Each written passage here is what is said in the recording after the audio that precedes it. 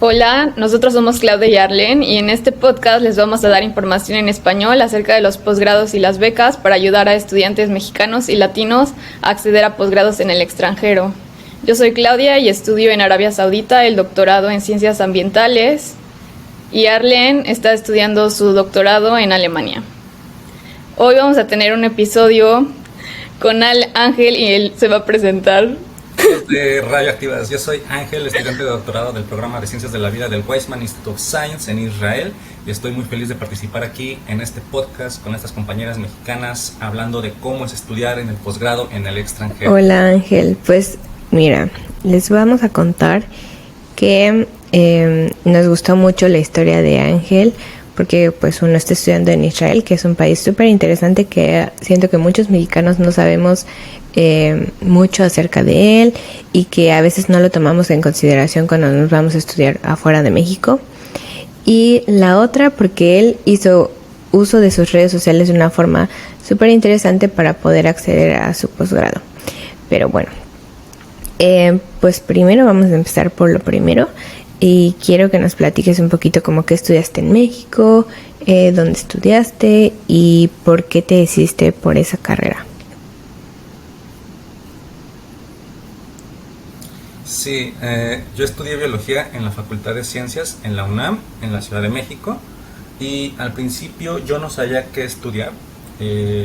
Como venía de prepa de la UNAM, está esta situación del pase reglamentado en el que pues, si corres con suerte y tienes buen promedio, pues escoges tu carrera y te metes. Lamentablemente yo era mal estudiante, entonces mi promedio solo me daba para estudiar 2 carreras. Yo estaba en el área de salud, entonces solo podía o meter química o meter biología porque ambas te pedían 7 y mi promedio era como de 7.8 o algo así. Entonces un par de amigos iban a estudiar biología, yo no sabía qué hacía un biólogo, pero dije pues van a estar mis amigos, pues me voy a meter y ya después veo qué pasa. Me metí y afortunadamente en el primer año sabía que me gustaba la biología molecular y ya hasta el último semestre no sabía qué quería, solo sabía que no iba a ser de campo porque hay diferentes tipos de biólogos. Sabía que no iba a ser de los que andan en campo con plantas y animales, eso como que no era lo mío. Sabía que quería algo de laboratorio, no sabía qué quería, y hasta el último semestre que llevé una optativa de células troncales fue cuando dije esto es lo que a mí me gusta, biología del desarrollo y células troncales, y ya dije, bueno, creo que sí me terminó gustando la carrera, pero ya hasta entonces es súper... Ángel. No, sigue, claro. Ay, perdón. Ángel, ¿por qué dices que eras un mal estudiante? No hacía tareas, no hacía exámenes y me iba muy mal en las calificaciones. O sea, en la prepa casi me quedo, de hecho en la prepa un año más por biología. Tuve que hacer el final, sí. Y luego en la carrera pues tampoco mejoré mucho. En los primeros semestres reprobé muchísimas materias. Reprobé, por ejemplo, en el primer semestre lleva 5 materias: filosofía e historia de la ciencia, biología de procariontes, matemáticas, física y química. De esas 5 materias reprobé química y reprobé física, y en las otras saqué 8. Entonces por eso digo que era mal estudiante, porque no hacía las tareas, no estudiaba, no hacía nada, no iba a clases. Entonces por eso fui mal estudiante. Ya después me compuse, pero al principio... ¿Y era porque no te gustaba o porque como que no sentías como la motivación? Porque tal vez física y química fue como, pues no me interesa, como que no. Eran problemas personales, de índole familiar, emocional. Y luego la otra era que veía compañeros muy motivados con la carrera, o que eran así, aunque iban de fiestas, salían con un 10. Entonces a mí como que también, de cierta manera, era como de chale, yo no estoy haciendo nada aquí en la carrera y me está yendo mal. Entonces eran como problemas de ese estilo. Pero pues ahora sí como que no sé si fue la pena de decirle a mi familia esto no está saliendo bien. Como que dije no, pues voy a quedarme aquí y voy a seguir viendo qué pasa. Ya después, por diferentes experiencias que tuve, empecé a agarrar el ritmo, empecé a entender de que no, pues ya me tengo que poner las pilas, empecé a hacer tareas, empecé a estudiar, ya empecé a salir mejor. Entonces tal vez era como también como... Sí, tal vez también era como tipo madurez, ¿no? Porque pues si finalmente vas creciendo ya pues te vas interesando más y vas pensando más en lo que quieres hacer y así. pues creo que es relativamente normal.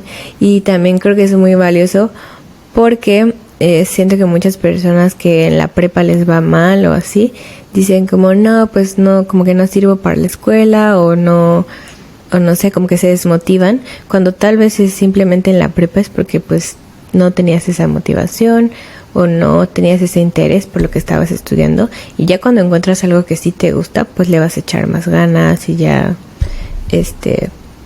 pues las cosas como pueden cambiar, ¿no? Sí, yo aprendí tres cosas con toda esa experiencia. La primera es que es algo que no se habla muchísimo, que creo que apenas está como tomando notoriedad, pero no se habla mucho de la depresión estudiantil. Y eso creo que influye muchísimo en el desempeño de los estudiantes, porque por lo general pues los papás y los profesores es como de pues nada más estás viniendo a la escuela a aprender y no te tienes que preocuparte nada más, ¿no? Pero realmente uno no sabe las situaciones personales de las personas y cómo influyen en su desempeño. Eso fue una cosa. La segunda cosa es el golpe de realidad, porque ya vas pasando de ser un adolescente a ser un adulto joven y ya empiezas a notar cómo está realmente el mundo y cómo es la vida. Sí. Entonces como que eso también de cierta manera te obliga a madurar de cierta forma. Y tres, que justamente que vaya saliendo mal, sea la razón por la que sea, no significa que seas tonto o que seas mal estudiante, simplemente significa que no has encontrado la forma en la que tú aprendes mejor. Eso es lo que yo me llevé de esa experiencia. ¿Y qué piensas del ambiente externo? O sea, Ah, sí, claro, influye muchísimo. Era como les decía hace rato, yo en el primer año sabía que quería dedicarme a cosas de laboratorio, pero fue porque en el segundo semestre yo llevé una materia que se llama biología molecular. Ese profesor, que hasta la fecha sigue siendo ya incluso un amigo mío, es un profesor ya grande, me contagiaba su pasión por lo que él hacía, por la materia. Entonces fue gracias a él que decidí quedarme en la carrera, que dije, no sé qué va a pasar con mi vida, pero este profesor me encantan sus clases y de cierta manera no sé qué voy a hacer todavía, pero yo quiero hacer cosas como las que él dice. Entonces en ese aspecto el factor externo influye muchísimo. Eso en la academia, en cuestión familiar, pues siempre va a haber una persona que es la que te anima, ¿no? En este caso mi familia por completo, pero en particular mi madre, que era la que siempre estaba como atrás de uno, ¿no? Así como apoyándolo. Entonces también eso motiva. sí, yo también intento como seguir personas apasionadas y me identifiqué mucho ahorita contigo por eso. Así, el poder de los profesores de atraer a la gente a la ciencia, de hacerlo más interesante. Sí, este profesor era muy particular, sí, me encantan sus clases, él da las son tres materias, biología molecular 1, 2 y 3. Él da la 1 y la 3. Llevé las dos materias con él y luego todavía yo fui de oyente 2 veces más a sus 2 cursos, porque me encantaba cómo él enseña. Y lo que pasa es que él tiene una técnica que se llama mayéutica, que no sé si la conocen, que es una técnica de enseñanza en la que el estudiante básicamente se va dando cuenta de las cosas por sí mismo. Y este profesor lo que hacía era poner presentaciones sin texto. Él usaba puras imágenes sin texto. Y entonces él mismo te preguntaba, así como de, aquí tenemos las interacciones hidrofóbicas de no sé qué tal moléculas. ¿A ustedes se les antoja suponer que las moléculas saben qué hacer aquí? O sea, tiene una forma de enseñar muy diferente de la que yo había experimentado. Por eso yo creo que fue que me... Oye, que me pues qué atrapó. padre, porque finalmente creo que a veces los profesores a veces no se dan cuenta como de la importancia en la que tienen o en la que influyen en los estudiantes, porque a veces solo es como que van a dar clases y ya, pero es súper importante cuando te encuentras estos profesores que son como muy inspiradores, ya sea en la forma en la que enseñan o en la trayectoria, y que finalmente tener como un modelo a seguir pues puede influir para hacerte decidir a qué te vas a dedicar, ¿no? Y creo que así fue como empezamos todos en algún punto en el que vimos a alguien y dijimos, pues quiero hacer algo parecido a lo que él hace. Y entonces para el último semestre tú te diste cuenta, ok, quiero estudiar o quiero seguir más por esta línea. ¿Y qué fue lo que hiciste? O sea, ¿hiciste tu tesis en algún lugar específico o cómo fue? Sí, sí, lo que pasa es que, bueno, nada más como para darle punto final a eso de los profesores, yo tuve 3 profesores esenciales en la carrera, este que les cuento, tuve otro que es de plantas, que yo no me dedico para nada a plantas y no quiero trabajar con plantas nunca, pero él era tan buen profesor que me contagiaba lo mismo. Y el tercer profesor fue de esta materia que tuve en el último semestre. Justamente como me fue mal al principio de la carrera, me quedé un semestre más en la carrera. Y la última materia que llevé fue con este profesor. En ese momento yo estaba haciendo mi tesis de licenciatura en el Instituto de Ciencias Genómicas, no, en el Instituto Nacional de Medicina Genómica de la Ciudad de México, INMEGEN. Eh, la cosa en la carrera de biología en la Facultad de Ciencias, como funciona actualmente, no sé si después lo vayan a cambiar, es que a partir del quinto semestre tú entras a una materia que le llaman taller, que es básicamente que los alumnos incorporan a algún grupo que quiso tener estudiantes para hacer servicio social o hacer tesis de licenciatura. Yo entré al INMEGEN mediante esta materia y no quiero quemar tanto, pero el laboratorio era muy malo en el aspecto de ambiente laboral. Los investigadores se peleaban entre sí, después hubo problemas con los estudiantes, una cosa horrible, horrible, al punto en el que yo era el único estudiante. Cuando vas a un laboratorio que no es nuevo, que ya tiene muchos años y nada más hay un estudiante, sabes que hay algo mal. Entonces, Sí. sí, el laboratorio estaba enfocado en enfermedades mentales y genómica. Era algo que a mí siempre me ha llamado la atención, las enfermedades neurodegenerativas y mentales. Pero tal fue el caso que llegué a odiar el tema. Paralelamente yo estaba llevando esta materia de células troncales y este profesor también era buenísimo, también contagiaba mucho su pasión por las células troncales. Llegó al punto en el que yo me encontraba leyendo por voluntad propia de células troncales, en lugar de lo que tenía que leer para lo que se supone era mi tesis de licenciatura. Y ya llegándose el final de la materia, el profesor nos dijo que las células troncales eran lo máximo y que si no nos había quedado claro con el curso, pues algo estábamos haciendo mal con nuestras vidas y que si nos estaba gustando lo que nos estaba enseñando, que abandonáramos todo lo que estábamos haciendo y nos fuéramos a las células troncales. Eso fue así como una señal para mí y ahí fue donde ya dije, voy a hacer eso. Dije adiós al laboratorio donde estaba y empecé a escribir correos a laboratorios que me interesaban, que trabajaban con células troncales, me enfocaron en uno y para empezar de cero. Entonces me tardé un año más en titularme porque me había cambiado de laboratorio, pero así fue como llegué a las células troncales y la verdad no me arrepiento de la decisión. Oye Ángel, ¿y no fue para ti? O sea, tú llegaste, te diste cuenta que había un mal ambiente laboral y no fue difícil para ti decidir cómo cambiarte o no te hicieron como difícil salir de ese laboratorio. Sí, mira, yo nunca tuve problemas con nadie en ese laboratorio y es algo que mi familia siempre me ha enseñado, como tratar de ser neutral con todos. Entonces yo me llevaba bien con todos ahí. Otra cosa es que los demás se llevaran mal entre ellos, ¿no? Pero yo me llevaba Ok, bien. ok. El problema fue que yo estuve 2 años ahí porque me habían becado con esta beca de ayudante de investigador. Entonces yo no me podía salir tan fácilmente porque contractualmente tenía la beca.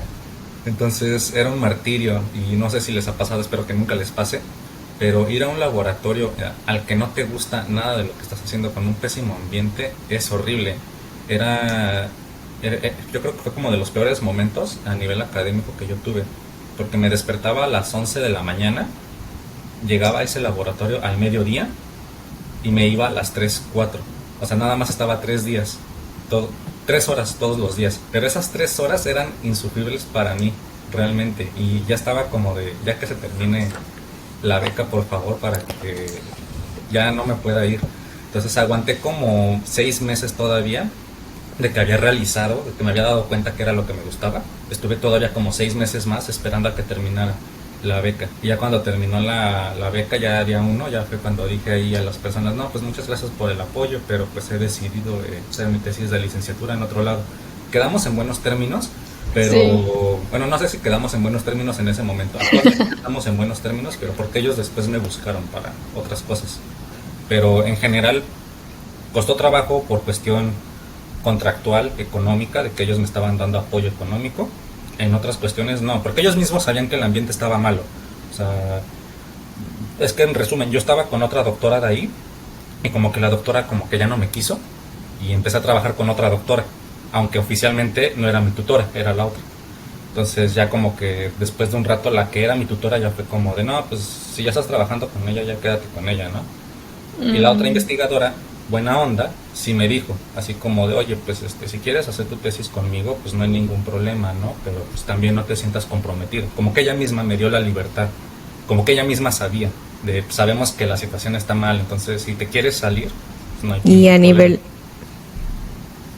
¿Y sientes que identificaste alguna estrategia para ir ahí todos los días? ¿Me entiendes? Porque sí requiere No, fue cierto... horrible, buscaba todas los pretextos posibles para no ir, pero pues cuando no lo podía evitar iba y hacía lo que me pedían, pero era horrible, horrible. El día se me hacía eterno. y a nivel Solo iba a personal no trabajar. fue difícil hacer ese cambio, porque finalmente cuando ya pudiste cierto tiempo y cierto trabajo en, ok, voy a hacer mi tesis en esto y después ya tener que cambiarlo, sí te pesa el hecho de ya dediqué, ya hice y ya me falta a lo mejor menos para titularme y ahora tengo que volver a empezar.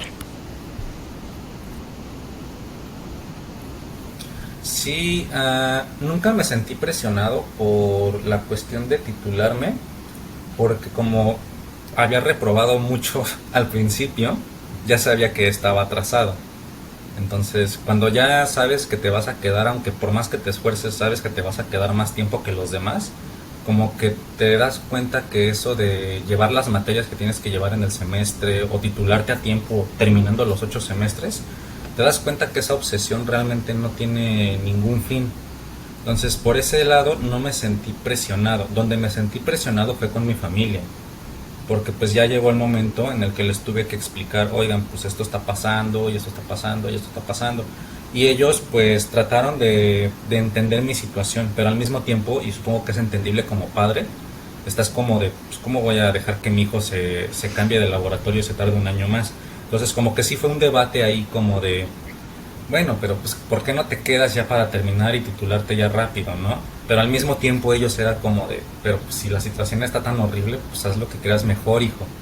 Entonces ya cuando tomé la decisión de cambiarme, ellos fueron como de, pues, ya te externamos lo que opinamos, te quieres cambiar, te apoyamos, pero sí asegúrate de que a donde sea que vayas ahora, sea el lugar que sí quieres, ¿no? Entonces en ese aspecto también tuve apoyo, pero sí no, en esas cuestiones no me costó tanto trabajo. Sí tuve un momento donde tuve que debatir mentalmente qué me convenía más, pero ya al final decidí irme por hacer lo que realmente me gustaba, porque ya después lo aprendí. Yo creo que no hay nada peor que estar haciendo algo que no te gusta. ¿Y cómo aprendiste eso? Es como el autoconocimiento. O sea, por ejemplo, a mí para autoconocimiento a mí me funciona escribir. Para saber qué es lo que quiero, en qué me gustaría trabajar o así. ¿Tú tienes alguna técnica así? No, realmente, simplemente yo creo que es algo como que tú mismo te lo sientes, te das cuenta. Era como esto que les decía, que me encontraba leyendo por voluntad propia de células troncales en lugar de lo que se supone que era mi tesis de licenciatura. Ahí fue donde me di cuenta, porque fue como de, no es posible que sean las 3 de la mañana y me esté desvelando algo que nadie me dejó, simplemente porque quiero saber qué es lo que está pasando, en lugar de leer lo que tengo que presentar mañana en el laboratorio donde estoy haciendo mi tesis de licenciatura. O sea, como que ahí fue donde me di cuenta de eso. O sea, y hasta la fecha sigue pasando, o sea, porque dentro del mismo, ustedes lo saben, ¿no? Esto es como de subespecializarte en cosas súper detalladas.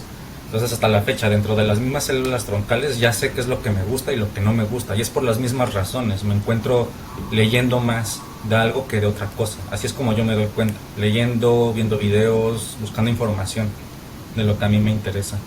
Por lo que haces en tus tiempos libres, voluntariamente. Sí, justamente, sí.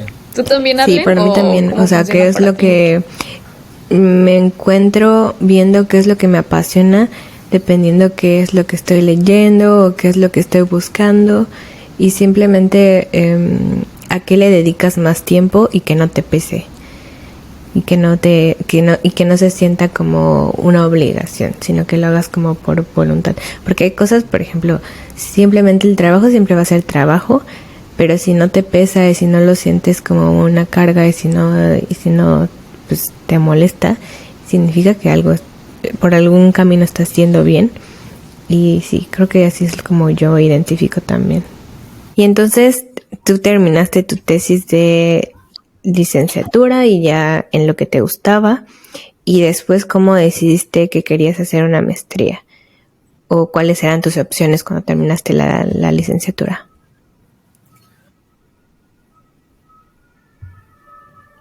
Desde el principio sabía que quería hacer un posgrado. Desde el principio me refiero al primer año de la carrera, por este mismo profesor, porque no solamente nos enseñaba lo que era la materia, también nos enseñaba como la parte histórica.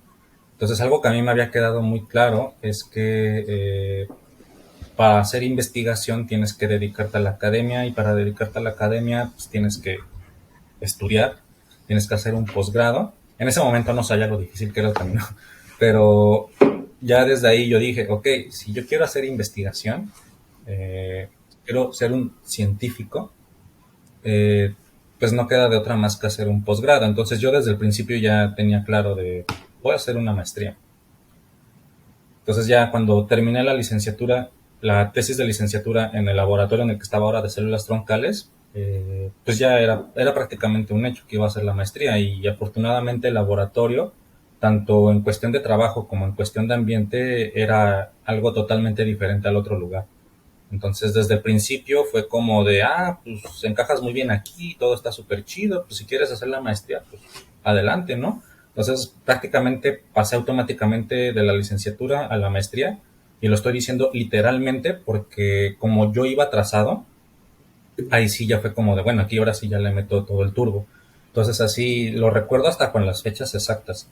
El 22 de enero del 2020 yo me titulé, fue mi examen profesional, y el 25 de enero yo tuve que entregar mi certificado de defensa de tesis en la DGAE de la UNAM para iniciar Y clases el entonces, 27 de enero. ¿y cómo fue tu De maestría. experiencia en la maestría? O sea, en las clases, ¿te gustó? Porque digamos que ya tu experiencia de laboratorio ya estaba un poco asegurada y ya sabías que te iba a gustar. Pero en las clases, ¿qué tal? Y fue algo muy lamentable porque justamente fue en el 2020 cuando inicié mi maestría. Entonces en el 2020 empezó la pandemia en la Ciudad de México, en México. Entonces fue como de que tuve un mes de clases presenciales, y después vino la pandemia y ya todo fue en línea. Entonces fue horrible en el sentido de que no pude hacer nada experimental como por año y medio, porque no nos dejaban ir al laboratorio. Sí. Y pues yo soy de hacer experimentos, soy de estar en la banca del laboratorio haciendo experimentos, no tanto informático. Entonces no tenía nada que hacer. Y las clases en línea, pues fue esta transición de que muchos profesores tuvieron que aprender cómo dar las clases en línea. Entonces también como que me tocó la parte mala en el sentido de que las clases no eran como las esperaba y no podía hacer nada experimental. Y en ese aspecto la maestría no fue lo que yo esperaba. Se recortó muchísimo mi proyecto, no aprendí lo que quería aprender, no hice las conexiones que quería hacer, no cumplí ninguno de mis objetivos. En ese sentido la pandemia fue bastante mala para mí ¿Y porque me te afectó bastante en mi maestría. desmotivaste o eso te sirvió también para decir, bueno, voy a hacer otra cosa o le voy a buscar por otro lado?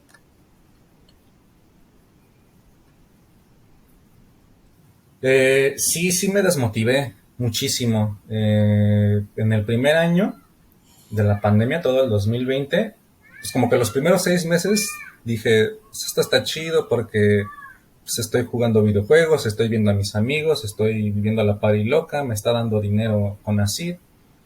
Ya después de los primeros 6 meses ya fue cuando dije, no, espérate, no, esto no está yendo a ningún lado porque ya perdí 6 meses y mi proyecto no está yendo a ningún lado. Y me metí a trabajar en la industria, en un laboratorio privado. Fue una horrible experiencia. Estuve un año ahí y no me gustó para nada.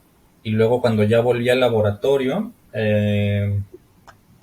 estaba haciendo mis cosas, pero pues ya lo saben, esto de hacer ciencia es de fallar muchas veces hasta que algo te sale.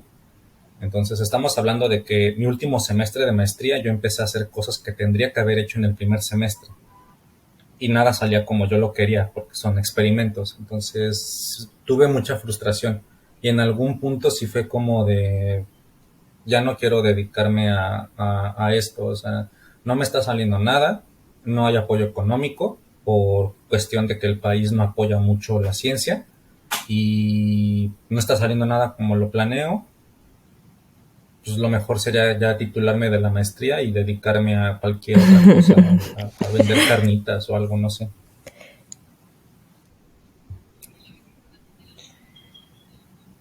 Oye, ¿la beca CONACYT te la dan automáticamente en la UNAM una vez que eres aceptado? Por automáticamente te recibes, te refieres a si ya está asegurada o a que te den el dinero. Sí. Eh, pues yo diría que es un secreto a voces, porque en las convocatorias siempre dice que aunque estés en un programa, no te asegura tener la beca. Pero yo nunca he conocido ni he sabido de ningún caso de alguien de un posgrado de la UNAM que no reciba la beca. Y todas las personas con las que hablas son como de, pues vas a tener la beca. Entonces yo diría que es un secreto a voces, que si estás en un posgrado en la UNAM, Y los te asegura. requisitos eran como complicados. O sea, porque sí te piden un promedio o algo así, ¿no? No, no sé si sean los requisitos para todos, pero es ser regular, tener un promedio de No, 8.5 para no arriba mal, no y está no mal. reprobar materias. Y, y entonces durante la maestría, que creo que todos pasamos por este proceso si te dedicas como al laboratorio experimental, de en un punto nada te sale y tienes que lidiar con esa frustración. ¿Tú cómo, digamos que superaste eso? ¿O cómo fue que dijiste, ok, pues no me está saliendo, pero pues sí quiero dedicarme a esto?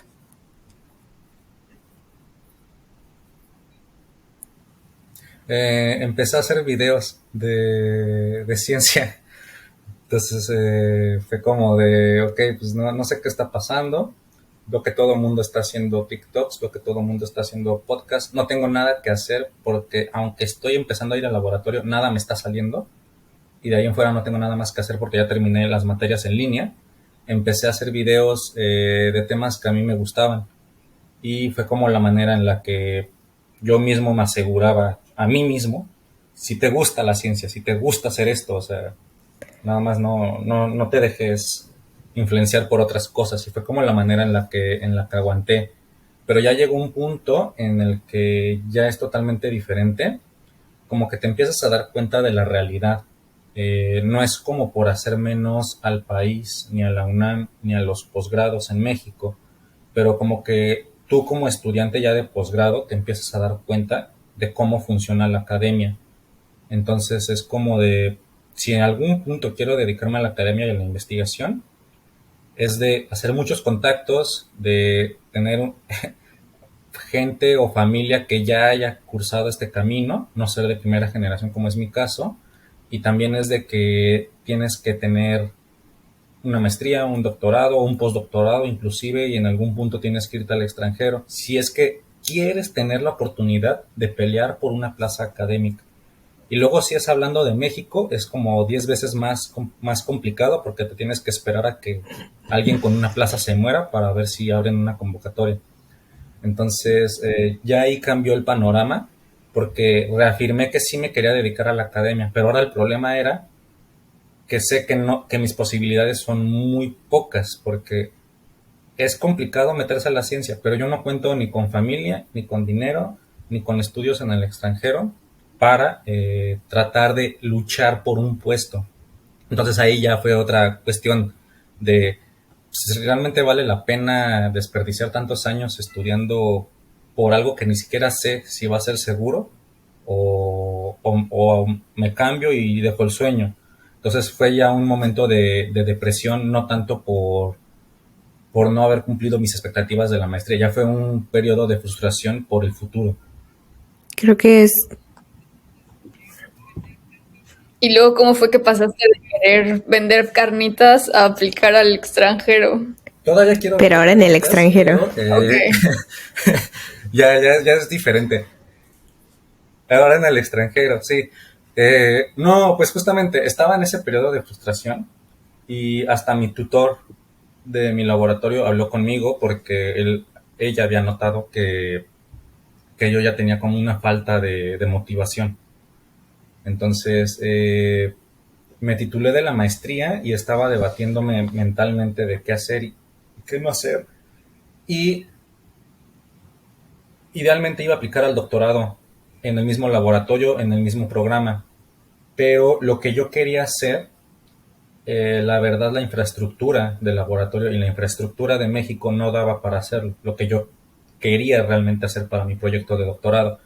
Entonces mi tutor y el laboratorio fue como de, se podría intentar hacerlo, pero para hacer lo que quieres hacer necesitas tener primero otras cosas. Entonces, ¿por qué no agarras una pequeña parte y que eso sea tu proyecto de doctorado? Y si ya así da tiempo, ya haces lo que realmente quieres hacer del doctorado. Entonces yo fue como de, bueno, pero eso no era realmente lo que yo quería hacer, entonces no estaba motivado para hacer la aplicación al doctorado. Apliqué aún así y en la entrevista me fue muy mal. Yo creo que es por diferentes motivos. Uno de ellos es que yo no tenía motivación, entonces iba desmotivado a la entrevista. Y la otra es que siento que también fue un poquito sesgada la entrevista por algunos factores. Pero fallé la entrevista y siendo sincero, pues yo ya sabía que iba a fallar la entrevista. Pero al mismo tiempo varios compañeros y varios amigos me estaban motivando para estudiar al extranjero porque tenía amigos que estaban aplicando al extranjero y me decían, pues tú también hazlo y no sé qué, y yo estaba como de, pues no, no creo, o sea, esas cosas no son para mí, o sea, no hay forma de que yo me pudiera ir al extranjero. Pero me seguían insistiendo y también mi familia fue como de, pues no importa si te fue mal en la aplicación del doctorado de aquí, tú síguele buscando. Entonces, fue cuando me animé y dije, ok, pues no pierdo nada preguntando en laboratorios en el extranjero y así fue ¿Y como cómo empecé a buscar. fue? Bueno, porque nosotros sabemos cómo le hiciste, pero ¿cómo fue que tú te decidiste a usar las redes sociales para hacer esto, para empezar el contacto? Porque normalmente creo que todos empezamos como buscando en la página de laboratorio o lo que sea, o buscando las convocatorias o no sé, pero tú tomaste, digamos, que otro camino.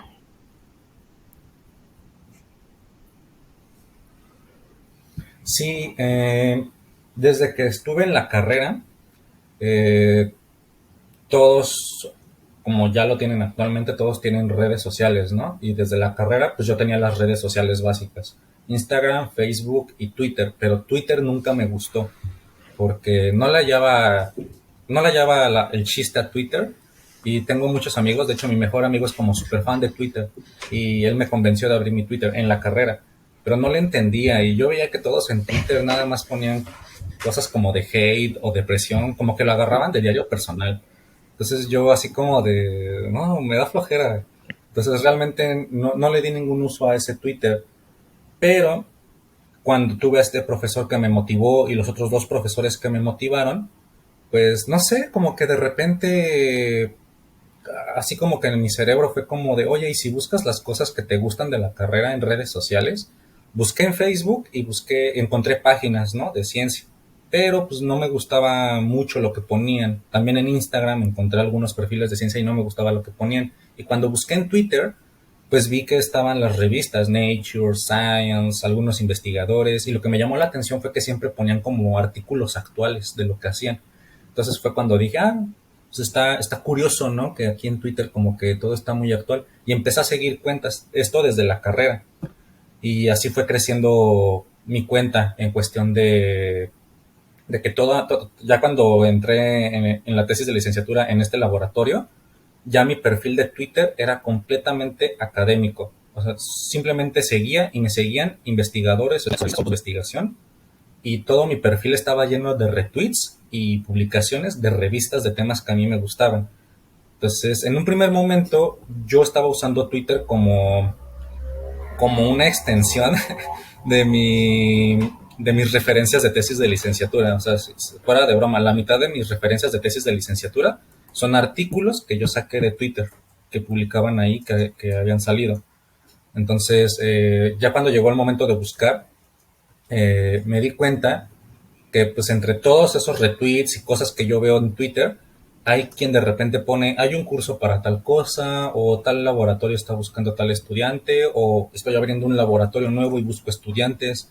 Entonces como que de repente me crucé con una de esas publicaciones, porque Twitter, el algoritmo te muestra cosas que te interesan, y como mi perfil estaba completamente enfocado en la academia, me mostraba puras cosas de ese estilo.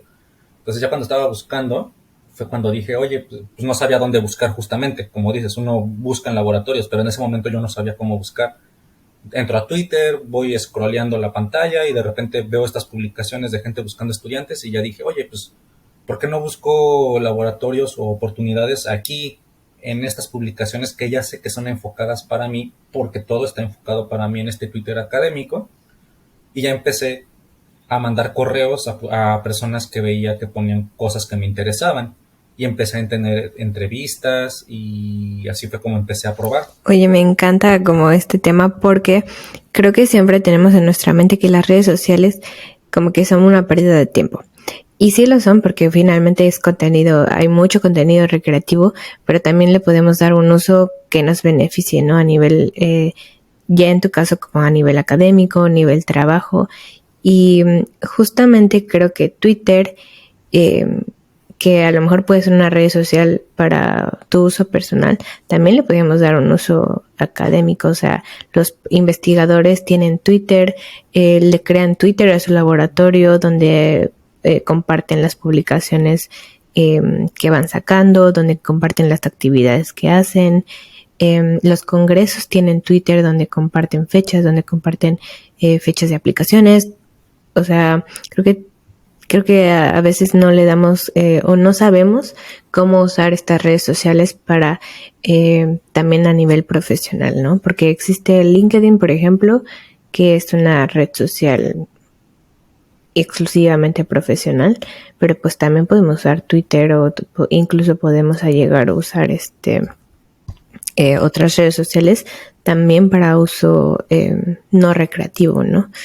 Y se me hace súper interesante cómo tú encontraste esto y cómo empezaste pues como que no se te cerró el mundo y fue como pues voy a usar esto que tengo a la mano, esta es una herramienta que puedo usar, ¿no?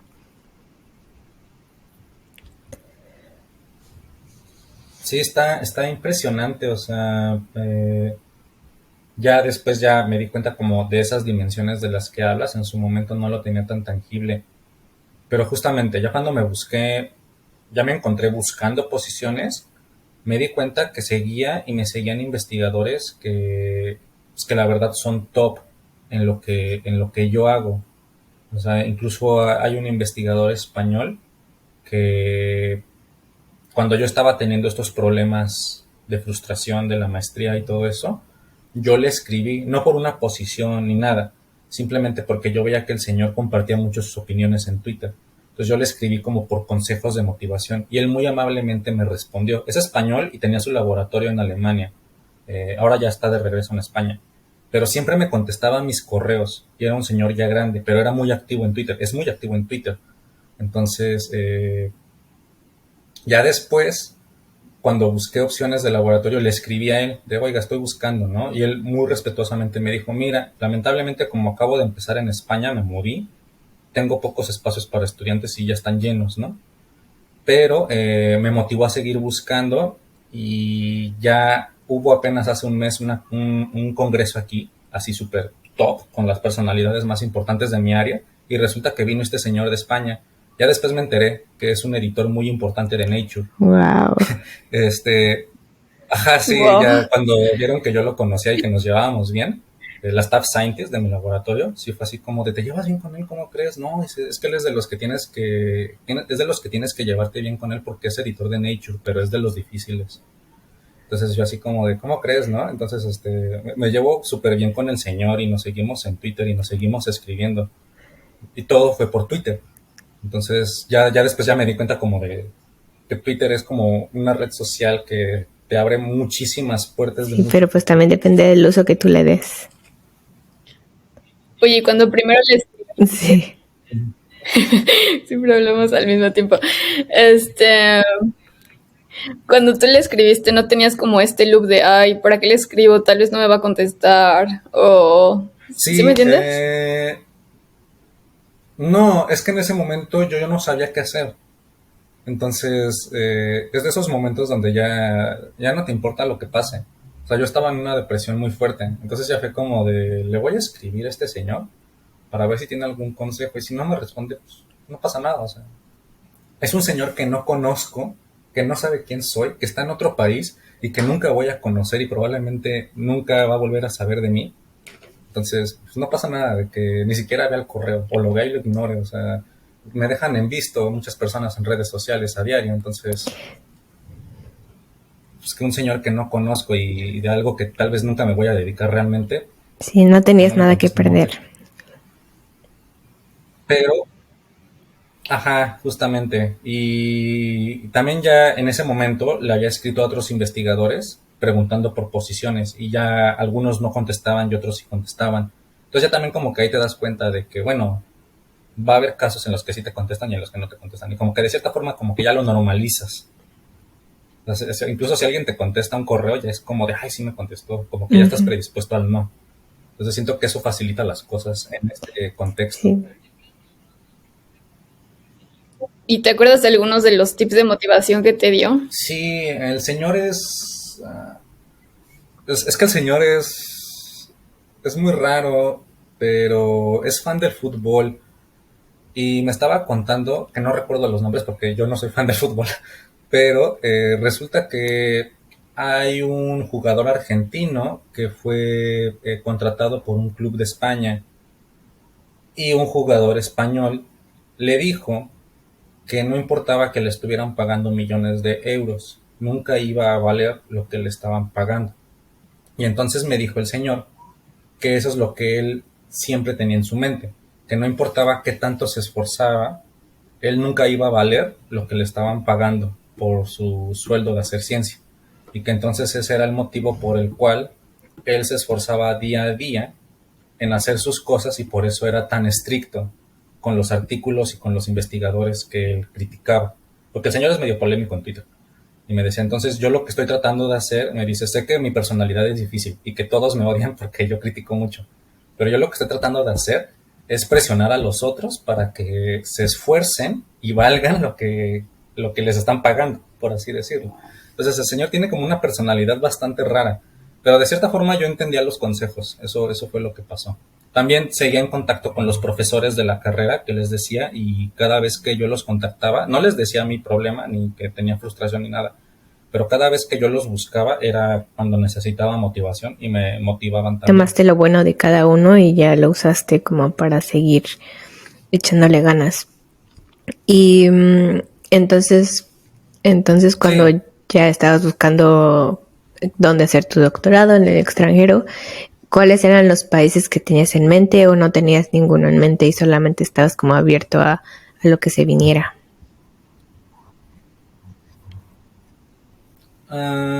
pues idealmente, como no quería volver a pasar por la situación en la que había estado, en este laboratorio donde el ambiente era horrible, pues yo dije, no quiero que eso me vuelva a pasar en la vida. Entonces, más que enfocarme en el lugar, quiero estar en un laboratorio en el que pueda hacer lo que quiero hacer. Entonces, como que me enfoqué más en buscar un lugar donde hicieran lo que yo quisiera o lo que a mí me interesaba, más que el lugar. Que pues, valga la redundancia o lamentablemente, como sea, las cosas que yo quería hacer y las cosas que me llamaban la atención, pues eran en países top. Estados Unidos, Alemania, Inglaterra, cosas de ese estilo. Entonces era como de, híjole, pues no queda de otra más que tirarle a los países y a las instituciones que son como reconocidas a nivel mundial, porque solamente ahí hacen lo que me interesa. Entonces ya fue como de, bueno, pues ni modo, o sea, no pasa nada, o sea, si no consigues nada, pues está la opción de internita. Siempre es la buena opción. Pues no, vamos a ver qué pasa. Y entonces Ajá, sí, es como de, pues ya sé que mis probabilidades son pocas, o sea, ya sé que tengo pocas probabilidades, o sea, más muerto no puedo estar. Sí, bajaste tus expectativas. Ajá, entonces fue como de, pues vamos a preguntar, no pasa nada, o sea, vamos a ver. Porque también dije, bueno, pues hay, es que mi mamá en ese momento me aconsejaba mucho y es que ella tiene como una teoría interesante y me decía que, porque yo le decía de estas cosas, yo contaba de estas cosas con mi mamá. Sí, la comunicación con la familia yo creo que es importante en estas decisiones. Y es que ella me decía, mira hijo, muchas veces uno trata de apuntar como a cosas que no están a su alcance, ¿no? Y me dice, tú estás muy consciente, o sea, no tenemos dinero, nadie aquí en la familia se dedica a esto, no tienes contactos y pues la situación está difícil.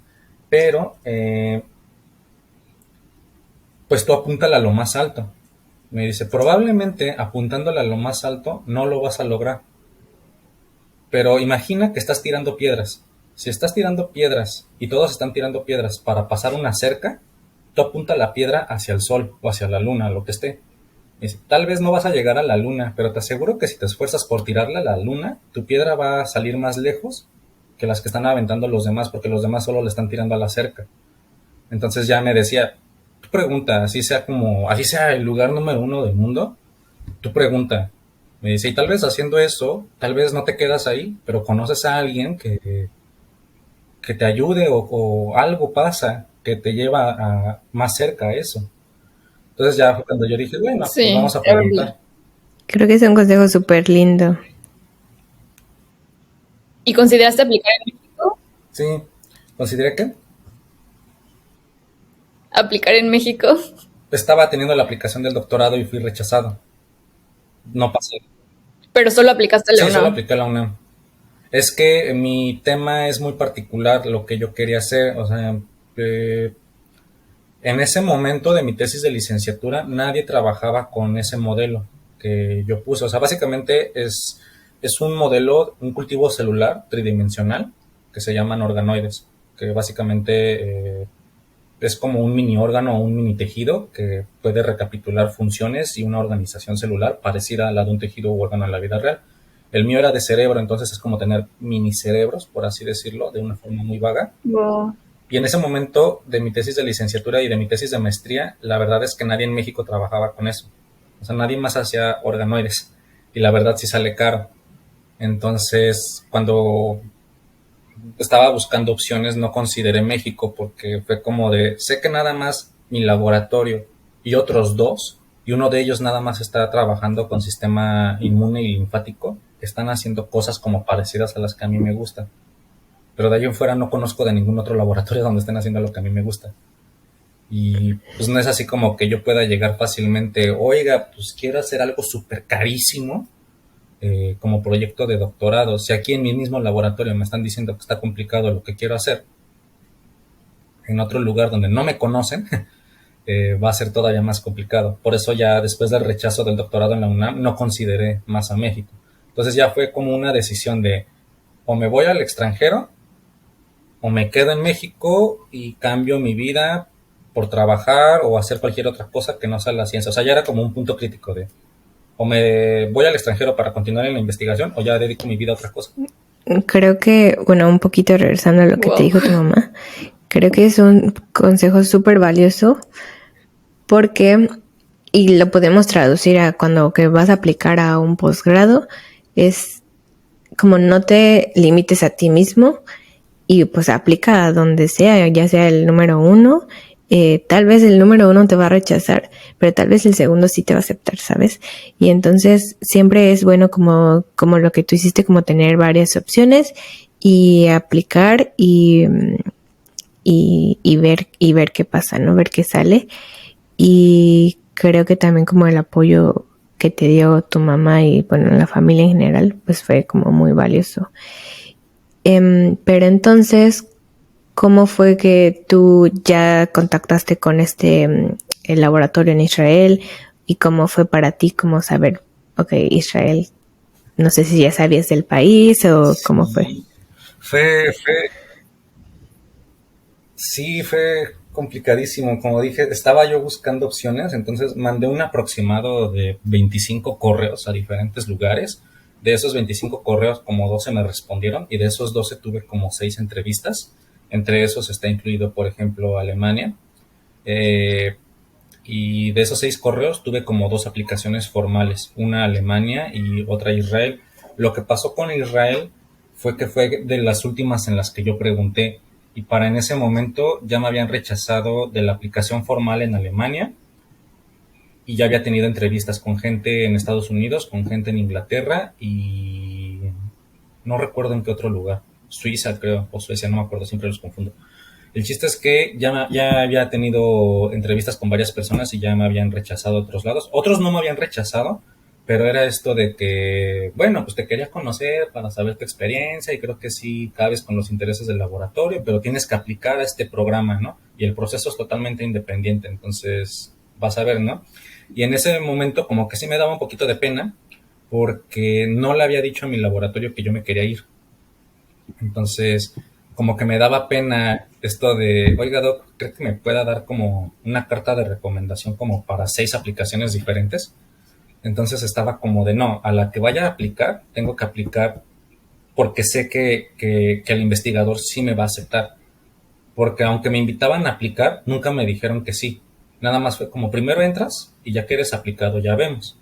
Entonces yo fue como de, no, quiero que alguien me diga que sí, para yo decir, me voy a aventar a aplicar totalmente, a intentar ser aceptado, porque ya sé que el investigador sí me quiere, no un ya vemos después. Entonces, ya en los últimos correos que mandé, vi que este investigador estaba abriendo su laboratorio en Israel, y en un momento yo ya conocía el instituto, pero no lo había considerado nunca, porque en sus requisitos te piden que el GRE, que es un examen de conocimientos generales en inglés, te piden que el TOEFL, te piden varias cosas. Y yo así como de no más, o sea, el TOEFL vale como 4,000 pesos y el GRE vale otros 4,000 pesos. Y fue como de pagar todo eso y aplicar para que no me quede o para que el investigador después no me acepte, pues no vale la pena. Pero ya, justamente recordando lo que mi mamá me dice, fue como de, pues le va a preguntar a este investigador a ver qué pasa, ¿no? Me cita para una entrevista y ya fue de las últimas entrevistas que tuve, fue la penúltima entrevista que tuve y todo fue de maravilla, o sea, hablamos como hora y media y fue muy raro porque no practiqué nada, o sea, con las otras entrevistas yo practicaba y preparaba y todo, y como que con la verdad sí ya me valió.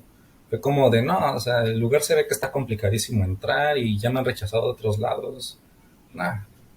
O sea, ya fui así como de, pues vamos a presentar otro rechazo más, no pasa nada, ¿no? La plática fue súper bien y ya me dijo él, pues mira, creo que sí tienes como muchas aptitudes con las que a mí me interesaría formar este laboratorio nuevo, nada más te pediría unas cartas de recomendación y déjame investigar porque me dices que no tienes lo del GRE y que no tienes lo del TOEFL y no sé qué. Me dice, déjame investigar también para saber qué se puede hacer respecto a eso, ¿no? Y yo así como de, bueno, pues a ver qué pasa. Pasaron así 2 días y él me respondió así como de, oye, ya pregunté, no necesitas el GRE, no necesitas el TOEFL y pues podríamos considerar varias opciones, o sea, podrías venir como estudiante visitante para asegurar que si te quedes y no sé qué, o sea, fue un correo grande y detallado donde él me decía, si me das tus cartas de recomendación, básicamente, lo único que me hace falta, yo veo cómo te ayudo en la aplicación, porque sí te quiero en mi laboratorio. Fue básicamente lo que me dijo. Yo así como de, ok, creo que esta es la oportunidad. Perdí las cartas de recomendación, las mandé. La semana siguiente él ya me dijo, pues sí, te invito con todo pagado, 2 meses a Israel. Me dice, y ya le dije, pero esto es como un periodo de prueba para ver si sí o si no, o cuál es el motivo de estos 2 meses, ¿no? Y me dice, es para que podamos trabajar en persona, para que nos conozcamos mejor en persona y aprendas nuevas técnicas, también para que ya estés aquí en Israel y sea más fácil para ti aplicar. Y ya, le dije a mi familia, y mi familia primero sí fue, sobre todo a mi mamá, fue como de, ¿cómo que Israel? O sea, yo Sí, siento que... me imagino esa plática. Y yo así como de... no, o sea, para mi mamá fue como un shock. Es que también, yo creo que mi familia me apoyaba, pero yo creo que mi familia también era como un... Pues hay que apoyarlo, pero pues no hay como que chances, ¿no? O sea, pues, no podemos hacer más por nuestro hijo que apoyarlo. Entonces ya cuando les dije, sí, también fue como que, no, ¿cómo que te aceptaron? Pero no sé, O también era como, oh, pues pues hay que fue, apoyarlo, yo pero les, seguramente aquí en Estados Unidos, aquí sí, cerquita. sí, ajá, sí, no, ya, si acaso, ¿no? Pero ya como que fue un día de asimilación de todo, sobre todo de mi mamá. Y ya investigando del instituto, porque yo tampoco tenía mucha noción del instituto. Sabía que existía, pero no sabía qué era el instituto. Ya viendo el lugar, pues ya me di cuenta que es un muy buen lugar. Investigadores que hacían cosas que a mí me interesaban muchísimo estaban ahí. O sea, muchas cosas que a mí me interesaban y buena infraestructura y todo lo que necesitaba para hacer lo que yo quería hacer estaba aquí. Entonces ya como que no me la pensé dos veces y ya le dije al investigador, va, acepto. Le dije, pues sí, voy. Y ya, eso fue la historia. Entonces llegué en diciembre como estudiante visitante. Esto de que me confirmaran y me invitaran fue en julio. Y ya después de ahí tuve videollamadas con él cada semana porque quería hacer avances a distancia. Y yo creo que eso lo convenció, porque ya un mes antes de que yo me fuera, ya él me dijo, oye, pues voy a presionar aquí para que te hagan la entrevista en el primer mes de tu estancia. Y así en enero ya se hace todo el papeleo para que estés inscrito oficialmente y empieces en febrero tu doctorado, ¿no? Entonces yo creo que fue por el trabajo que tuvimos a distancia durante esos 4 meses. Ya llegué aquí, eh, tuve la entrevista el 24 o 25 de diciembre o algo así, y a los 2 días después, pasando el Shabbat, ya me mandaron la carta oficial de aceptación de doctorado. Tengo dos preguntas. Bueno, la primera es, investigaste del instituto y obviamente te convenciste porque para los que no sepan, este instituto es súper bueno en la ciencia y está en el ranking súper alto. Pero ¿cómo también para tu familia, cómo te convenciste de Israel? Porque pues también supongo que investigaste el país y qué fue lo que pensaste o qué era lo que esperabas del país en sí, de la cultura. Sí, justamente este familiar que les comentaba hace rato que estuvo en el caos, la caos, bueno, en este lugar, Sí. eh, pues hablé con él para que me diera su experiencia, porque dije, obviamente no es lo mismo Arabia Saudita que Israel, pero igual él tiene como mayor noción de cómo es estudiar en el extranjero, porque como dije, yo no tengo familia que se dedica a esto. Le digo familia, pero la verdad es que él es el primo de mi cuñado. Entonces, no tengo realmente familia que se dedique a esto. Entonces hablé con él, me lo presentaron y todo, y ya me contó cómo es estudiar en el extranjero, su experiencia en Arabia Saudita, lo que él opinaba de Israel, cosas de ese estilo. Como que ese fue el primer acercamiento. Ya después estuve como buscando información por mi cuenta.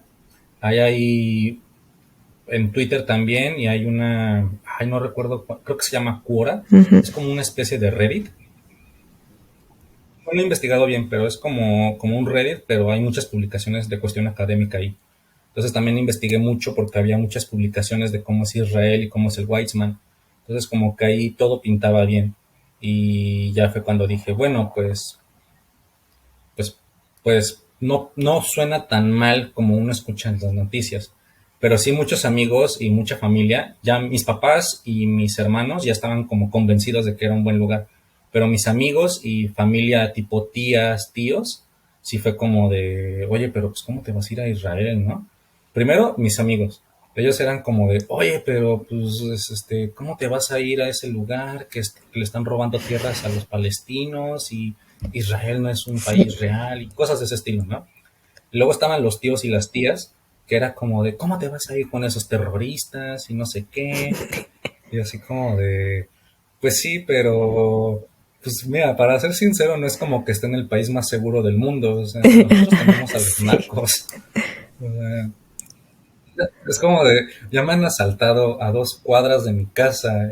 El señor con el que voy a los tacos, que está a 3 calles, ya lo han asaltado con todo y comensales. O sea, no es como que viva en un lugar totalmente seguro. O sea, vivo en Iztapalapa, que es uno de los lugares con tasa de criminalidad alta de la Ciudad de México. Entonces ya fue como de, a que me asalten y me piquen en un camión, a que explote un auto o caiga una bomba acá, pues creo que es como lo mismo. Entonces ya fue cuando dije, pues vamos a Israel, vamos a ver qué pasa. Pero también fue como, no sé si a ustedes les pasó cuando se fueron, pero hay un momento en el que como que no lo asimilas, o sea, aunque sabes que te vas a ir, como que nunca sientes que es real, que va a pasar. Entonces esos 4 meses yo estuve como, sí, me voy a ir. Ajá. Ya hasta que estuve en el avión fue como de madres, o sea, Sí, creo que a todos les pasa. Sí, también justo en el avión creo que me cayó el sí, 20. sí, sí, sí. Un A mí poco hasta tarde que me tal Cuando despedí vez, estás como en de el mi cielo ya ves familia. las pero nubes, es ahí como de, Hasta no, que les tuve que decir adiós, un fue poco como, tiempo. sí me estoy sí, yendo. Claro. sí, es como de sí está pasando, Sí. no me detuvieron en el avión. Y, ¿y qué te iba a preguntar? Sí. Y Sí. el proceso, ya cuando estabas en Israel, ¿cómo fue el proceso de aplicación del doctorado? ¿Fue difícil o te pareció que era como solo trámites? Personalmente fue solo un trámite. Hay dos formas de hacer aquí el doctorado. Una es que vengas directamente de maestría, cursas aquí la maestría y ya tienes como que pase reglamentado al doctorado, cumpliendo ciertos requisitos. Y si no vienes de maestría y vienes de aplicación directa, como fue mi caso, en teoría es lo que les comentaba, tienes que tener el GRE, el TOEFL, cartas de recomendación, en teoría. Pero mi tutor, mi PI, habló directamente con los directivos del programa de posgrado para asegurarse de que todo fuera rápido, como les dije, porque en teoría tú mandas todos tus papeles y un mes después los revisan y te avisan si cumples con los requisitos. Y si cumples con los requisitos, ya te mandan una invitación para una entrevista. Tienes la entrevista como un mes después y otro mes después ya te avisan si fuiste aceptado o no. Pero mi PI fue como hablar así como de, yo quiero a este estudiante y pues me le aceleran todo el proceso para que sea aceptado. Entonces ya mandé mis papeles y en cuanto mandé mis papeles como a la hora, me mandaron la invitación para la entrevista. Tuve la entrevista con dos investigadores que ya son investigadores grandes y nada más te quieren como conocer. Eh, y ellos ya sabían quién era yo porque mi PI pues ya los conoce y ya había hablado con ellos. Entonces la entrevista duró como 15 minutos. Y nada más me preguntaron como cosas básicas y de ese estilo. Y ya lo que les dije, llegó el Shabbat, empezó el siguiente día laboral y me mandaron el correo de que había sido aceptado. Que yo sí estuve muy nervioso y hablé con varios mexicanos de aquí para preguntarles cómo era el proceso y todos me decían que lo que importa es que el investigador te quiera. Yo estaba muy inseguro de eso, pero ya después de ser aceptado y ya con el tiempo que llevo aquí, pues sí lo puedo confirmar. Lo que importa es que el Sí, investigador entonces sea la el que te aplicación en quiera. sí fue una formalidad, digámoslo así. En realidad para ti lo importante fue que Ujú. el Sí, supervisor te pidió específicamente. Y, y llevas, bueno, sí, en realidad sí. llevas relativamente poquito en el doctorado, pero ¿qué te ha parecido? Sí, o ¿El sí, doctorado? el doctorado y el instituto en Mm. general. El doctorado, pues pienso que es como cualquier posgrado de México, o sea, en el sentido de que tienes tus clases, metes tus optativas, tienes que presentar seminarios, tienes que presentar resultados, tienes que presentar experimentos. Yo creo que en ese sentido, y no sé ustedes qué piensan, tal vez lo pueden confirmar o no, pero yo pienso que hacer un doctorado o un posgrado en México y en cualquier lado del mundo es básicamente lo mismo. Es lo que yo pienso. Lo único que cambia, yo notándolo aquí, es la infraestructura, porque el instituto tiene muchas facilidades, hay mucho dinero aquí y no hay como un límite o un no. O sea, todo lo que yo estoy usando ahorita en mi laboratorio aquí son cosas que nunca hubiera podido usar en el otro laboratorio en México. O sea, simplemente un ejemplo, nosotros usamos un medio de cultivo que es carísimo y lo que usamos es ese medio de cultivo es para todo, no solo para las células, para tratar las cajas con matrigel o para hacer diluciones simples con reactivos, cosas de ese estilo, cosas que en el otro laboratorio nunca hubiéramos podido hacer porque el medio de cultivo es carísimo y el medio de cultivo allá, el que usaba en México, si era como de nada más úsalo cuando tengas algo importantísimo que hacer. Y aquí es como de, no, ya tíralo, ya pasó una semana, ya no sirve. Entonces es como que esos cambios están muy abruptos para mí y en ese sentido es como de, ok, o sea, incluso me atrevería a decir que estoy aprendiendo muchísimo más que lo que había hecho en México, tanto en licenciatura como en maestría, aunque puede estar sesgada porque fue esta situación de la pandemia, pero eso es lo que yo veo. Y la cuestión del doctorado pues es lo mismo, o sea, la siguiente semana empiezo clases, pero hablando con estudiantes de aquí, yo pensando que todos eran como súper ñoñísimos, ya les pregunto, oye, ¿cómo qué materias recomiendas?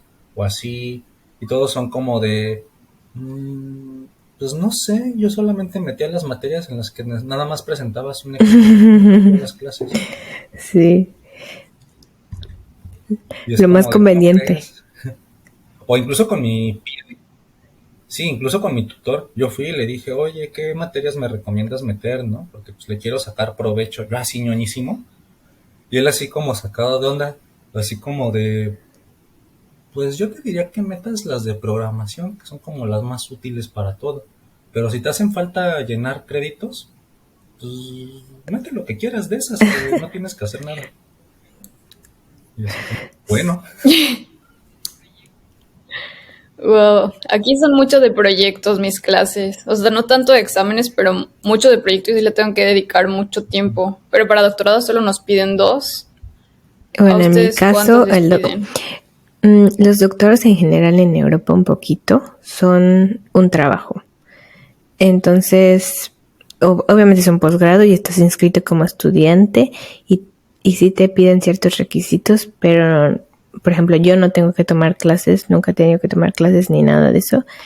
Eh, o sea, es investigación a tiempo completo y de repente tengo que tomar de qué cursos o como curso de cómo escribir una tesis o curso de cómo pelear efectivamente o cosas así, pero no como tal una materia.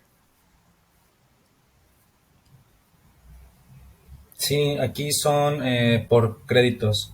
Yo necesito cubrir 12 créditos al final del doctorado. El doctorado dura 4 años y medio, se puede extender a 5. Lo único que te piden es que para la mitad del doctorado tengas la mitad de los créditos, para el final del doctorado tengas los 12 créditos. Necesitas cursar obligatoriamente estadística, pero eso lo puedes hacer en cualquier momento del doctorado. Y tienes que dar obligatoriamente un seminario departamental. Es lo que pide el programa. Suena bien. Y qué te iba a preguntar. Y de la ciudad, o bueno, del país en general, ¿qué te ha parecido? ¿O cuál fue, o tuviste algún tipo de, de dificultad para acoplarte o algo así? Eh, el idioma principalmente. Dentro del instituto, como me imagino es en cualquier instituto, pues todo es con inglés. Entonces, al principio tenía un poquito de miedo porque nunca estudié inglés, eh, pero ya aquí ya como que vi que ese no es ningún problema. Y aquí dentro del instituto no sé si sea sus casos, pero ser estudiante extranjero te da como cierta inmunidad. Inmunidad en el sentido de que nadie se mete contigo, ni las secretarias departamentales, todos no te tratarán bien, pero todos te responden y todos te hacen caso porque eres estudiante extranjero. Eso es adentro del instituto. Afuera del instituto, tal vez es el idioma, porque aquí hablan hebreo, es el idioma oficial, y no todos hablan inglés. Entonces de repente voy al mercado y algo me dice la señora y no sé qué me dice la señora, y la señora se da cuenta que no me veo y entonces ya la señora es como de, pues no entendiste y no me entiendes, pues ya dejémoslo así. Ya después vas como aprendiendo ciertas cosas, ¿no? Y afortunadamente ahora en el laboratorio tenemos estudiantes que son de aquí, haciendo la maestría, y ya de repente les pregunto, ¿no? Así como de, oye, ¿cómo dices bolsa? No, que sakik. Ah, ok, entonces ya sé que la señora cuando me estaba diciendo sakik me decía que si quería bolsa para mis cosas, ¿no? O cosas de ese estilo.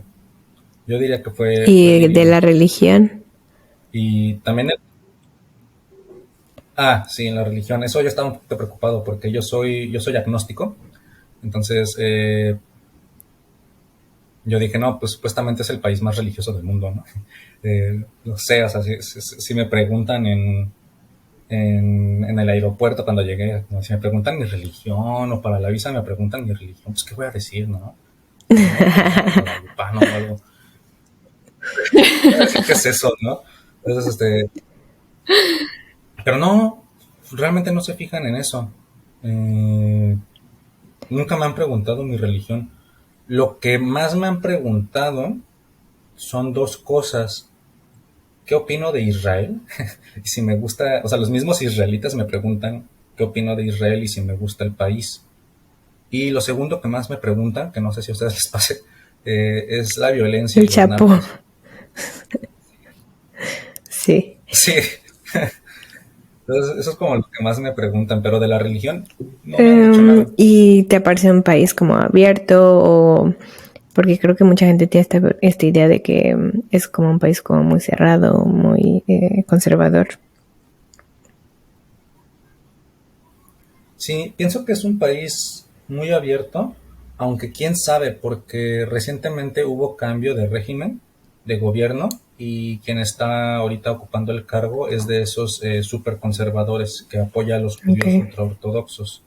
Entonces, como que la misma gente aquí israelita está como un poquito tensa y andan haciendo marchas en contra de eso. Por lo mismo de que yo creo que con el régimen anterior ya se había vuelto muy abierto el país. Y era como les decía un poquito antes de que se grabara, hay incluso marchas gay, hay playas que son como designadas a diferentes personas. Israel está repleto de playas y hay muchas que son como para toda la gente, pero incluso tienen divisiones en las playas.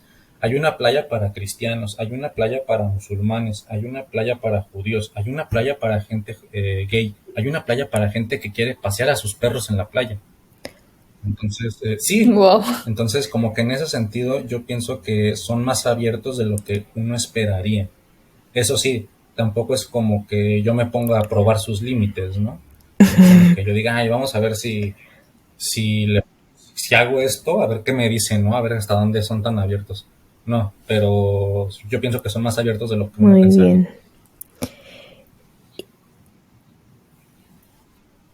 El centro comercial, las cafeterías, o sea, no me imagino que todo lo separan así como dices, las playas tienen una, dos, tres, Ah, no, cuatro. las playas son un caso aislado. Los restaurantes y las cafeterías, Ok. eso no está, no hay división en eso. O sea, simplemente vas, tomas y ya. Eh, es lo que les decía hace rato, no todos hablan inglés, entonces ya cuando ven que tú hablas inglés y no hablas hebreo, ya es cuando te dicen, ay, espérame, déjame, te traigo a alguien que se hable más el inglés, ¿no? Pero es lo más que llega a ¿Y pasar. toman alcohol? Mm, Sí, sí toman alcohol, pero no son tan alcohólicos, o al menos los israelitas que conozco no Okay. son tan alcohólicos.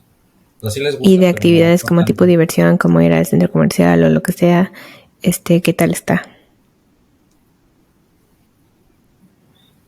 Aquí toda la gente corre y anda en familia. Como les explicaba hace rato, los Shabbats son días donde no se hace nada, todo está cerrado, hasta el transporte. Entonces son días en los que tú sales a la calle y todos andan en familia. Son prácticamente días de hacer picnic. Y si no están en familia, están corriendo. Están corriendo. Entonces esas son como las actividades que más hacen aquí. Pero pues obviamente hay otros tipos de cosas. Como les comentaba, fui con varios amigos internacionales a explorar el país. Hicimos mucho hiking. Qué cool. Entonces ya nos puedes dar un tour por Israel. Sí, sí, claro. Oye, Ángel, yo tengo dos preguntas. El proceso de la visa, o sea, tú te fuiste de visiting y luego te aceptaron el doctorado, pero me imagino que son dos visas diferentes. No sé si hiciste el proceso ahí o lo hiciste desde que estabas en México o no necesitas visa, no Sí, sé. justamente los israelitas son chismosos. Eh, lo digo porque yo también tenía esa duda cuando me iba para acá, porque pensé lo mismo. Como mexicano no necesitas visa para ir a Israel. Tú llegas al aeropuerto, pones tu pasaporte en una maquinita electrónica y te dan un papelito que trae tus días de estancia. Pueden ser hasta 90 días. Pero justamente yo estaba como de, o sea, si sí soy aceptado, porque en ese momento no lo sabía, ¿qué va a pasar? O sea, ¿me regreso a México para aplicar a la visa o me quedo y aplico ahí? Yo pensé en lo primero, consultando con la familia y amigos, también por eso fue tan impactante ya después al final que me fui. Yo primero pensé, pues lo más probable es que vaya a los 2 meses y me regrese y ya aplica la visa ya al doctorado si le convencí a este investigador, ¿no? Ya hasta que ya después fue como de, no, eso es muy estúpido, ¿por qué me pagaría por irme y luego regresarme, no? Entonces, ya que tenía yo esas dudas, yo pregunté en la oficina internacional de aquí, oiga, ¿cómo es el proceso de la visa si yo fuera aceptado al doctorado, no? Ellos le dijeron a mi PI, y ya mi PI me escribió, así como de, oye, me dijeron que preguntaste de la visa. Yo así como de, ay, no quería que usted se enterara. Eh, y ya él preguntó, o sea, él mismo preguntó y ya fue como de, no, pues si tú pasas de estudiante visitante a estudiante de doctorado o cualquier otro cargo aquí, la oficina internacional se encarga de arreglar tu visa. Nada más necesitas una copia de tu pasaporte y unos papeles que tienes que llevar en copia en línea. Y eso fue lo que pasó. Ya cuando fui aceptado, todo enero, me pidieron mi pasaporte y unos documentos y la oficina internacional se encarga de llevar los pasaportes a las embajadas del país de cada estudiante para hacer la extensión de la visa. Y ese fue mi caso y ya me pusieron la visa de estudiante. Ok. ¿Y la beca esto incluido también? Sí, aquí la moneda que se maneja es el shekel. El shekel vale entre 5 y 6 pesos mexicanos. Es como 3 shekels, es como $1. Eh, entonces, aquí la beca es de 8.500 shekels. En abril va a subir a 9.000 shekels. Estamos hablando de aproximadamente 54 mil pesos mexicanos. Durante el primer año de doctorado y de maestría, siendo estudiante extranjero, te dan hospedaje en el instituto. De maestría te dan hospedaje 2 años, de doctorado te dan hospedaje de 1 año en unos departamentos, que es en el que estoy ahorita, y por el departamento te cobran 1.750 shekels. Y no hay colegiatura, no hay impuestos, no tienes que pagar nada más. Eh, pero Israel es un país caro, entonces justamente yo el primer mes estuve haciendo como mis cuentas y aproximadamente gastas, si quieres prepararte tu comida y no gastar tanto en ir a restaurantes y fiestas, te gastas entre 800 y 1.200 shekels. Si quieres andar en restaurantes y en No, la súper fiesta, bien. te gastas de 2.000 a 3.000 shekels. Lo que es caro aquí es la vivienda. Era como les explicaba hace ratito, Rehovot es como el pueblito entre Jerusalén y Tel Aviv, es como Coyoacán, es como la zona más barata entre estos tres lugares. La vivienda aquí puede salir de 2.000 a 3.000 shekels con roomies. Sí hay algunos departamentos que son como para ti solito que están bien, pero por el precio de 3.000 o 4.000 shekels. Entonces aquí lo que conviene es tener roomies. Pero eso es en Rehovot. Si te quieres ir a Tel Aviv, que por ejemplo es la zona más cara, la ciudad más cara del mundo, creo que eso fue el año pasado o antepasado, la vivienda sí te sale como en 4.000 shekels Wow. con roomies. Pero entonces la beca sí alcanza, digamos, Ajá. bien, para vivir normal. La beca sí alcanza. Y justamente, ajá, la beca alcanza para vivir normal. Y estamos hablando de vivir normal. Tienes tu comida, tienes tu dinerito para comprarte eh, lo que quieras, entretenimiento o para irte a explorar el país, o el dinero te alcanza para vivir bien, normal y bien, no tantos lujos, pero bien. Y yo lo que estoy haciendo ahorita es aprovechar que aquí la renta está barata, trataré de moverme a un lugar más barato, incluso si tengo roomies, y yo lo que estoy teniendo como plan alternativo es mandar mi dinero a México a mi familia para que ellos lo inviertan en otras cosas, como un puesto de carnitas. Sí, me acuerdo. Entonces, eso es lo que estoy haciendo. Entonces, yo en lugar de irme a restaurantes o fiestas, lo que hago es cocinarme a mí mismo y ahorrar Sí. lo más que puedo. Porque, pues, es lo que platiqué hace rato. No sabes a ciencia cierta qué va a pasar en el futuro y, pues, yo, al menos en mi perspectiva, tengo varios planes alternativos al mismo tiempo. Y nunca sabemos cuándo va a haber otra pandemia, así que... ¿Y ya sabías cocinar, vaya? Sí, ya sabía cocinar. El problema aquí en Israel, y es algo que no me di cuenta hasta que llegué, es que los judíos no comen cerdo. Entonces no es tan fácil conseguir el cerdo aquí. Y hasta que llegué aquí no me di cuenta de cuántas cosas comía. Las carnitas. Sí, en serio. Sí, bajé de peso pesaba 82 kilos cuando me fui de México y ahorita peso 76 kilos. Entonces bajé como 8 kilos. ¿Y te No, gusta la 6 kilos. comida de allá? Sí. Está buenísima. No se compara a la comida mexicana, pero sí, sí, sí, está buenísimo. Y luego mi compañera de laboratorio es de la India y somos vecinos. Entonces también luego me comparte mucho su comida y he tenido como entonces la oportunidad de probar también la comida Sí. india y Tiene también más la sabor venezolana. como la mexicana. Wow. Sí, sí, sí, es muy parecida a la cultura india con Y la cultura mexicana.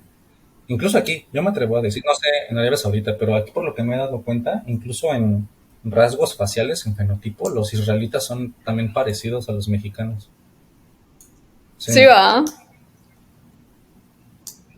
Sí, yo también creo que los árabes se sí. parecen a los mexicanos. O los mexicanos nos Sí, yo parecemos creo a que es los árabes. como toda esta franja que está en el centro del mundo, como que todos comparten fenotipos parecidos.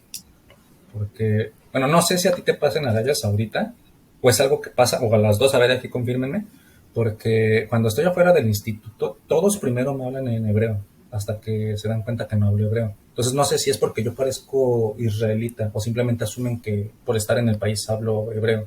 ¿A ustedes les pasa que les hablan en el idioma del país antes del inglés?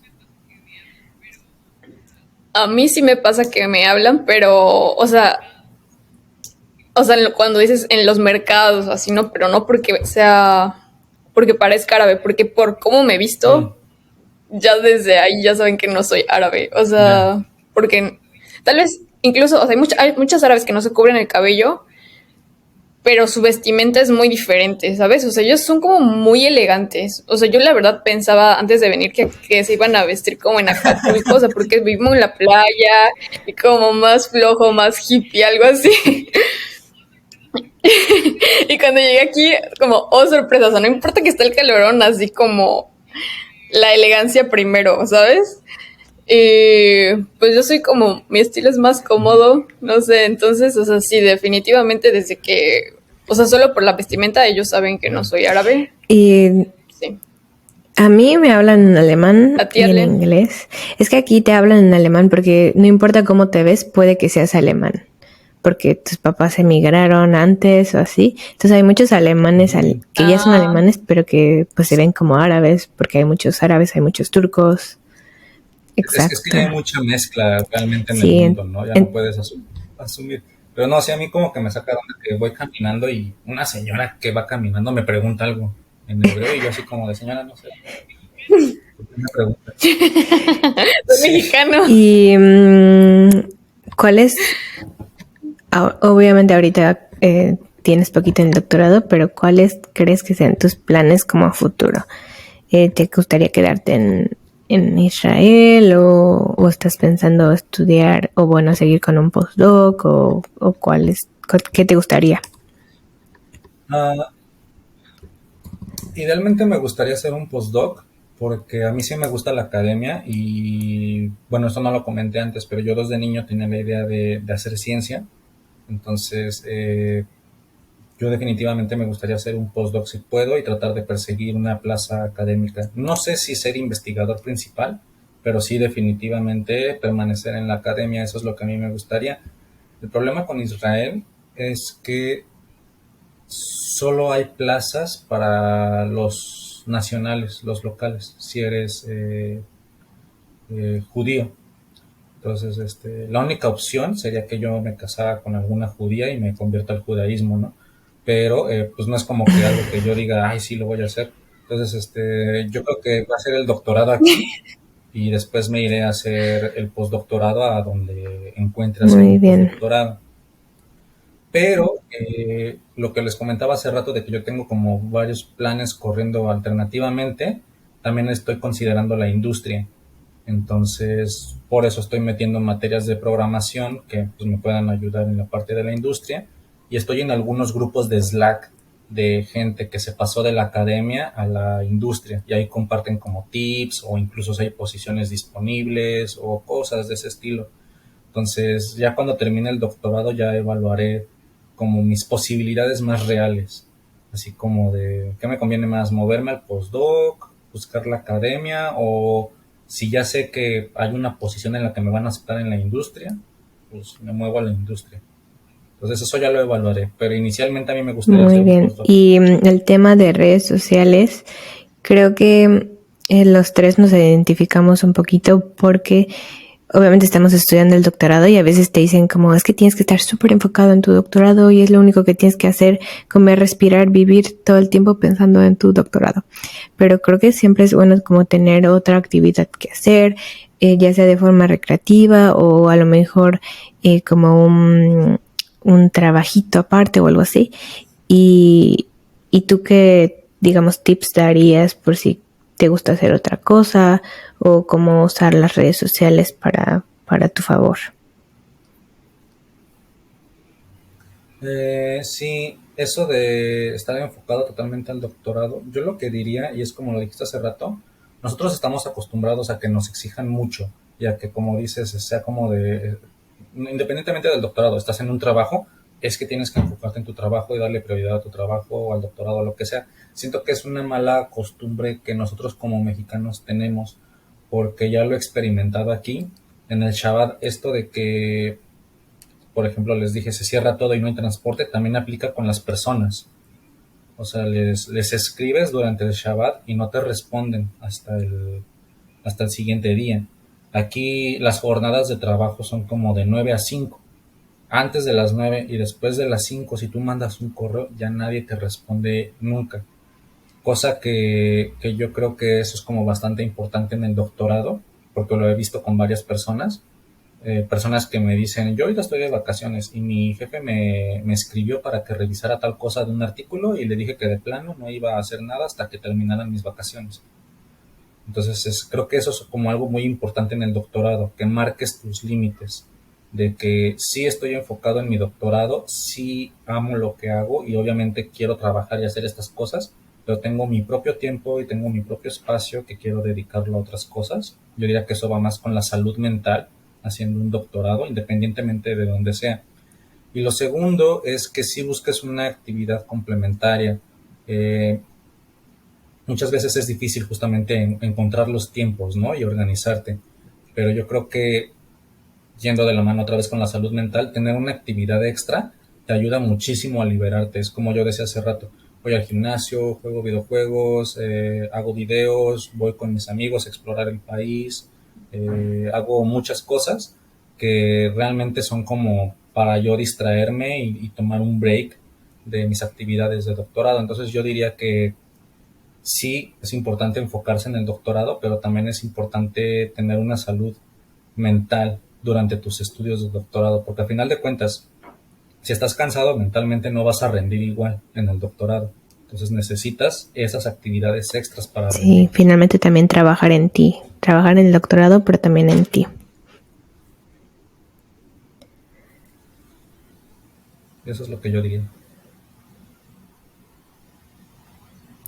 Y bueno, entonces ya para concluir un poquito, creo que tocamos muchísimos temas y muchísimos temas súper importantes, pero creo que para mí, como para resumir, creo que desde el inicio como de toda tu trayectoria siempre fue como que fuiste definiendo metas, fuiste eh, alcanzando objetivos dependiendo de las situaciones en las que se presentaban, ¿no? O sea, desde tener que cambiar tu tesis, tener que ajustarte a aplicar otro doctorado, tener que buscar por otras partes, pues es parte de también como de tener cierta flexibilidad y cierta resiliencia a lo que venga. Y finalmente tener como que tú encontraste una motivación y tu pasión a lo que querías, y pues eso fue lo que te llevó hasta allá, hasta Israel. Sí, sí, bueno, yo creo que muchas veces uno siendo estudiante de licenciatura o incluso de maestría, muchas veces está inseguro o no sabe qué le depara el futuro. Me pasó a mí y tengo muchos amigos que les pasó, que no sabes qué está pasando con tu vida. Entonces yo lo único que diría es que lo que importa aquí es ser constante. Es como esta frase que muchos profesores dicen en la carrera, y si es cierta, son carreras, no carreritas. Yo lo aplicaría como en general con la vida. Es como de lo que importa es ser constante, que vayas a tu propio ritmo y haciéndolo, en algún punto va a llegar lo que es para ti, haciendo lo que tú tienes que hacer, cumpliendo con lo que tienes que cumplir. Sí, yo también me llevo como algunas enseñanzas de Ángel, como ir redefiniendo metas más chiquitas, que tenías un objetivo muy grande y tú te ajustas a tus objetivos y puedes hacer como metas más chiquitas que te permitan ir avanzando, y también como el rechazo no significa nada, puede ser solo una redirección y está bien, o sea que a veces lo vemos con una connotación negativa, pero no tiene que ser así, y la importancia de tener una red de apoyo que te esté animando, ¿no? O sea, tú lo dijiste muchas veces como con tus amigos o tu familia, y que tú también buscabas motivación o cómo qué hacer, ¿no? Entonces estuvo muy interesante toda esa parte. Y bueno, como sabemos, Ángel hace también videos para YouTube y para Facebook, entonces si nos quieres decir cómo podemos encontrarte en Facebook y en YouTube. Sí, en redes estoy como Liangelo, es una mezcla de mi nombre, GH, Liangelo. No tengo un nombre así como súper específico haciendo referencia a la ciencia, porque ya es muy tarde, ya no puedo cambiar mi nombre. Y pues así estoy en redes y hago contenido de todo tipo, mostrando cómo es la vida en Israel, cómo es la vida de hacer ciencia en el extranjero en general, y pues también videos de ciencia, de comunicación de la ciencia en general. Y pues gracias por la invitación, me gustó muchísimo su proyecto y espero que lo continúen, porque pues este tipo de contenido no es tan fácil encontrarlo en español y sobre todo para gente de Latinoamérica, que pues la verdad, con unos videos que yo hice que tuvieron muchísimo alcance en algún momento, me di cuenta que hay muchísima gente que busca este tipo de contenido y de guía, y no hay nadie que lo haga. Entonces, me alegra mucho que ustedes gracias a ti por haber acompañado y por apoyarnos en esto. Y pues síganos en nuestras redes sociales y muchísimas gracias.